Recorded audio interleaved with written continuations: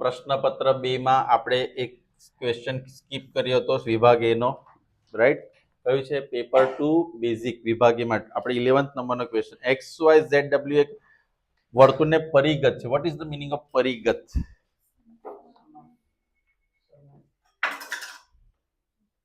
અંતર્ગત એટલે શું?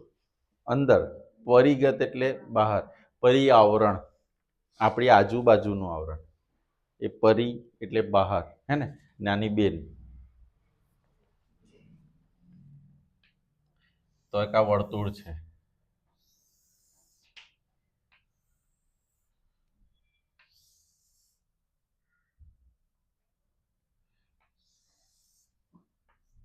એટલે આ ચતુષ્કોણ એક્સ વાય ઝેડ અને ડબલ્યુ, આ ડબલ્યુ આને પરિગત છે. આને કેવું છે?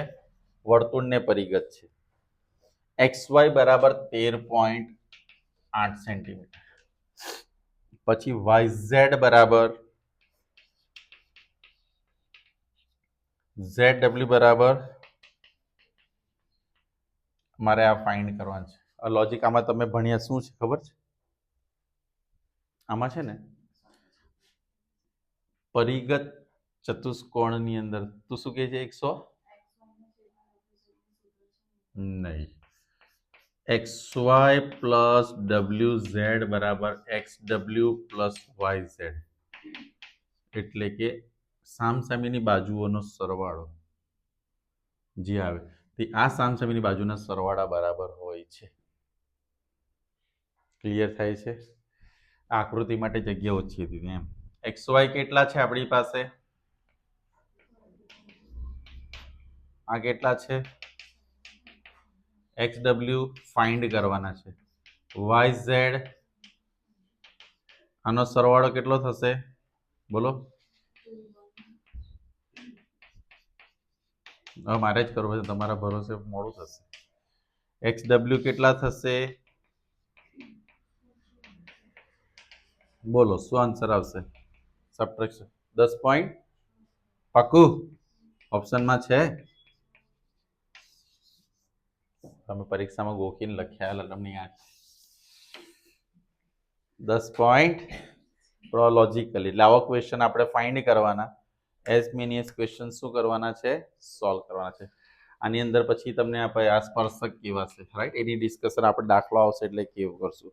આ પતી ગયું તમારું વિભાગ એ ના 11મો એટલે 12 સુધીના પ્રશ્નો. હવે 13મો પ્રશ્ન ચાલુ કરીએ. પણ 13મો પ્રશ્ન છે ખરા ખોટા, ટ્રુ એન્ડ ફોલ્સ.